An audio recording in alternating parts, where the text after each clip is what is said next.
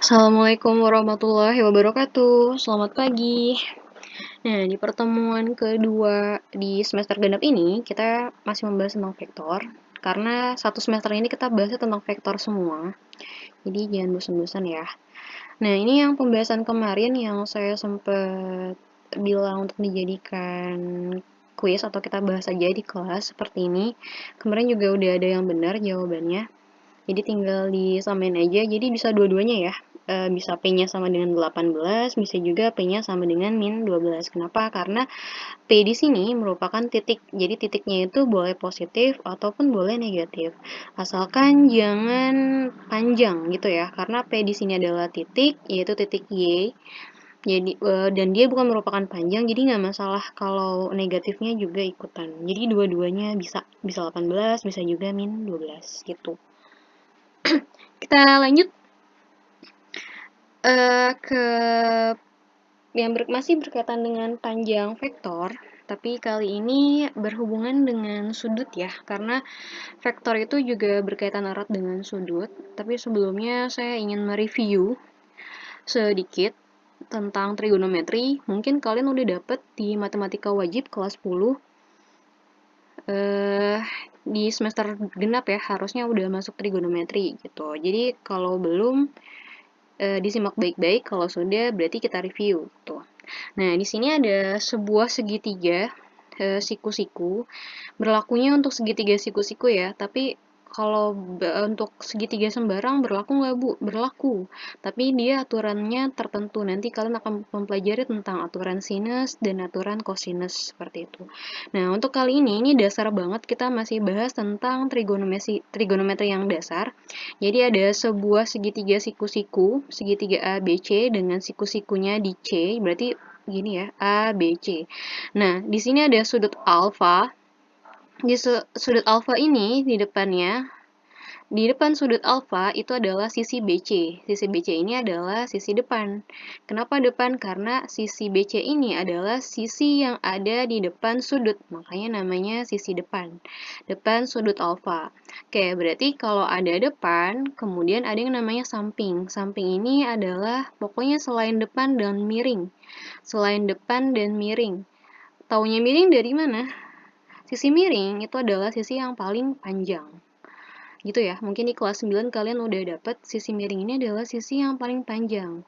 Sisi yang letaknya itu di depan sudut siku-siku. Jadi kalau sudut siku-sikunya di sini, otomatis sisi miringnya di sini, karena di depannya. Di depan sisi siku-siku gitu. Kalau sisi depan itu adalah sisi yang ada di depan sudut. Sudut yang ingin dicari. Di sini adalah sudut alfa, berarti sudut yang ingin dicari adalah sudut alfa, maka yang dimaksud adalah sudut alfa, maka sisi depan bagi sudut alfa itu adalah si BC, gitu ya. Kemudian sisi miringnya adalah sisi AB, berarti sisi sampingnya ini adalah sisi AC. Depan, samping, miring. Oke, sinus alfa itu adalah sisi depan per miring atau demi. Sinus alfa adalah sisi depan per sisi miring, atau BC per AB. Kemudian kosinus alfa itu adalah sisi samping per miring atau sami. Demi sami. Sami, samping miring. Berarti sampingnya sebelah sini nih si AC dan miringnya sebelah sini si AB. Kemudian ada lagi, yang satu lagi namanya tangan. Tangan alfa. Tangan alfa ini adalah desa, depan, samping gitu ya. Depan, samping berarti sisi depan yaitu si BC, kemudian sisi sampingnya yaitu si AC. Berarti di sini kalian lihat BC per AB, AC per BAB, dan terakhir adalah BC per AC. Nah, itu review singkat tentang trigonometri. Kenapa saya bahas ini? Karena untuk slide berikutnya, yaitu pembahasan masih berkaitan erat dengan panjang vektor, itu ada kaitannya dengan sudut yang dibentuk oleh sumbu X positif. Kita lihat ya. Oke, ini dia panjang vektor di R2, judulnya masih. Panjang dan komponen-komponen suatu vektor dapat dikaitkan dengan sudut yang dibentuk oleh vektor dengan sumbu X positif. Jadi kalau kalian lihat sumbu X itu kan ada dua. Ini nih, dia dibatasi oleh sumbu Y gitu ya. Ada yang di sebelah kanan, berarti dia positif, dan ada yang di sebelah kiri, berarti dia negatif. Nah, kali ini kita akan membahas sudut yang dibentuk oleh vektor dengan sumbu X positif. Berarti ini vektornya yang warna hijau dengan sumbu X positif. Berarti yang ini nih, yang warna hitam. Ini adalah sudutnya. Alfa ini adalah sudutnya. Berarti dari sini ke sini itu adalah sudutnya. Seperti itu ya. Misal, vektor V sama dengan V1, V2 mempunyai titik awal di O 0,0 dan membentuk sudut alfa dengan sumbu X positif. Perhatikan gambar berikut. Jadi dia titik awalnya di sini nih di 0,0, kemudian dia mempunyai komponen-komponennya itu V1 dan V2. V1 itu di X, V2-nya itu di Y, berarti V1-nya di sini nih, V2-nya sebelah sini. Kita garis. Kemudian ternyata dia membentuk sebuah sudut sebesar alfa dengan sumbu X positif. Oke, berarti kita bisa simpulkan bahwa dari sini ke sini, panjangnya nih, gitu ya, ini V1-nya di sini, berarti sama aja ini tuh kita ganti jadi V1. Kemudian kalau di sini V2 berarti bisa kita bilang kalau di sini panjangnya adalah V2. Berarti ini bentuknya siku-siku ya. Siku-sikunya di sebelah sini nih. Dengan sisi yang di sebelah sini adalah V1, yang sebelah sini adalah V2. Kemudian yang hijau ini adalah panjang vektor V, seperti itu. Kita kemarin sudah mempelajari tentang panjang vektor V. Caranya adalah dengan mencari Pitagoras gitu ya. Cara mencari sisi miring ini kan sisi miring. Kenapa sisi miring? Karena dia siku-siku di sini. Segitiga siku-siku ya. Kalau kalian lihat ya, ini segitiga siku-siku nih.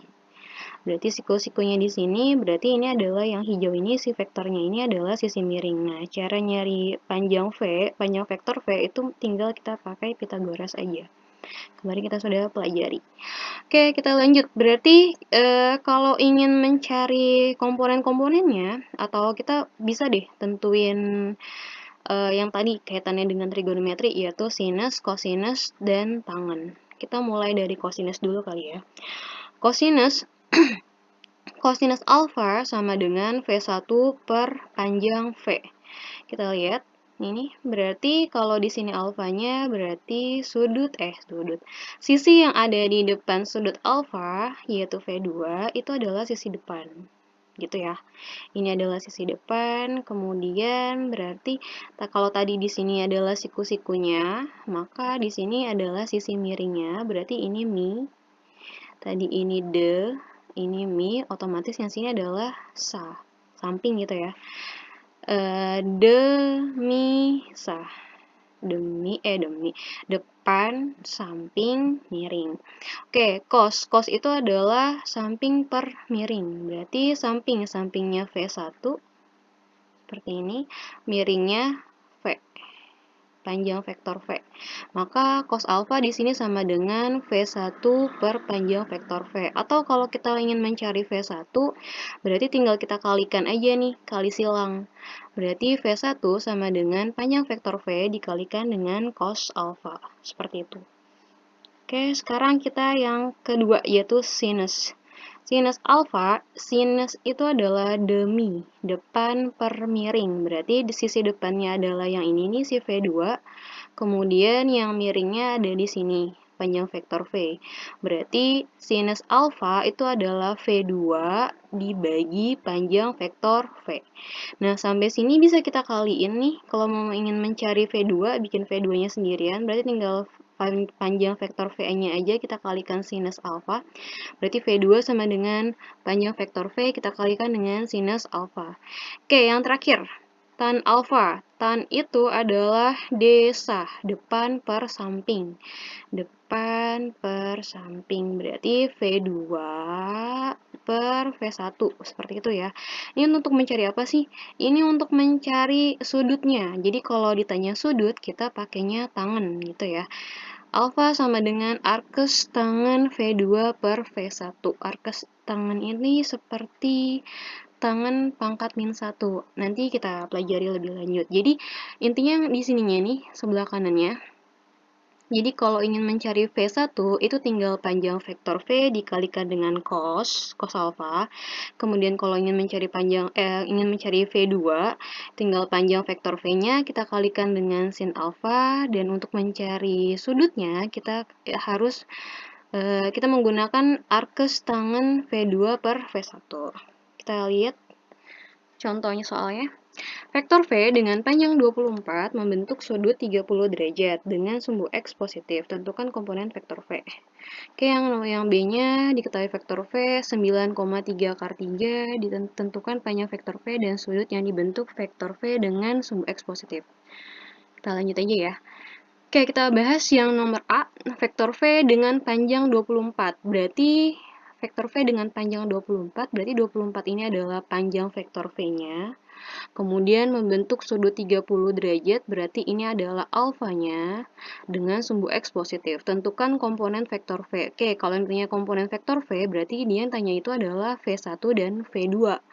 V1-nya berapa, V2-nya berapa. Nah, tadi kalau kita bisa gambarkan, ini akan menjadi seperti ini. Dia bilang panjang vektor V dengan panjang 24. Berarti panjang vektor V itu adalah 24. Nih. Berarti yang warna hijau ini 24. Terus dia bilang membentuk sudut 30 derajat dengan sumbu X positif. Berarti 30 derajat dengan sumbu X positif. Seperti ini ya. Nah, berarti tadi ini adalah V1, yang sebelah sini adalah V2. Di sini adalah siku-sikunya. Berarti kalau kita ingin mencari V1, dia kaitannya dengan kosinus rumusnya tadi. V1. V1 sama dengan panjang vektor V dikali cos alfa. Panjang vektor V-nya kita udah dapat, yaitu 24. Alfanya juga ada, 30 derajat. Jadi kalian harus hafal ya. Ini sudut-sudut istimewa, jadi masih bisa dihafal. Jadi panjang vektor V-nya itu 24, dikali cos alfanya tadi 30 derajat. Berarti V1 sama dengan 24, cos 30 itu adalah setengah akar 3, gitu. Kemudian 24 sama setengahnya ini kita kaliin, 24 kali setengah itu adalah 12, maka hasilnya adalah 12 akar 3. Itu baru V1. Kita cari lagi V2. Kalau V1 kaitannya sama cos, V2 kaitannya sama sinus. V2 sama dengan panjang vektor V dikali sin alfa. Kemudian kita ganti panjang vektor V-nya jadi 24 dan alfanya jadi 30 derajat. Berarti 24 dikali sin 30 itu adalah setengah, 24 dikali setengah, V2-nya sama dengan 12. Maka komponen-komponennya adalah 12 akar 3, 12. Seperti itu. Kita lanjut yang B. Diketahui vektor V 9,3 akar 3, tentukan panjang vektor V dan sudut yang dibentuk vektor V dengan sumbu X positif. Oke, berarti yang diketahui di sini udah diketahui nih komponen-komponennya, yaitu V1 dan V2. V1-nya ada 9, V1-nya itu 9 dan V2-nya adalah 3 akar 3. Kemudian kalian disuruh menentukan panjang vektor, berarti panjang vektor V, dan sudut yang dibentuk, berarti disuruh menentukan panjang vektor dan alfanya tuh berapa, besar sudutnya tuh berapa. Oke, kalau kita gambar akan menjadi seperti ini. V1 itu dia X ya, pada sumbu X ya, berarti ini 9. Kemudian V2-nya ini nih, V2-nya itu Y, berarti 3 akar 3. Dan di sini adalah panjang vektor. Panjang vektor V, sebelah sini adalah alfa. Oke, kita mencari panjang vektor V. Ini kemarin kita sudah bahas, yaitu tinggal pakai Pitagoras ya. Berarti tinggal V1 kuadrat ditambah V2 kuadrat. Rumusnya seperti ini. V1-nya itu 9, berarti 9 kuadrat, tambah V2-nya 3 akar 3 kuadrat. Jadinya 81 tambah 27, jadinya 108. Ini kita pecah jadi 36 kali 3. Jadinya 36 bisa keluar, jadinya 6 akar 3. Ini kita udah dapat panjangnya, panjang vektor V-nya, tinggal kita cari besar sudut alfanya berapa. Nah, tadi kalau kita udah pakai sinus, kita pakai kosinus, itu untuk mencari sisi atau komponen-komponen vektor. Nah, untuk tangen dia untuk mencari sudutnya. Berarti tangen alfa sama dengan V2 per V1. V2-nya itu 3 akar 3, V1-nya itu 9. Nah, ini bisa dicoret nih, sama-sama dibagi 3, berarti atas sisa 1, 1 kali akar 3, yang bawah sisa 3. Ini salah ya, belum diperkecil ya. Oke, ini diperkecil ya. Jadi sepertiga akar 3. Walah, lewat dia. Oke, berarti arkes, berarti kalau ingin mencari alfa, alfa sama dengan arkes tangan 1/3 akar 3. Artinya sudutnya berapa yang hasil tangannya itu 1/3 akar 3. Nah, kita tahu kalau ternyata sudutnya itu adalah 30 derajat. Jadi ketika sudutnya 30, maka tangan 30 itu adalah 1/3 akar 3 yang di dalam kurung. Seperti itu. Oke, sekian untuk pembelajaran kita hari ini. Saya harap kalian mengerti. Terima kasih. Assalamualaikum warahmatullahi wabarakatuh. Selamat pagi.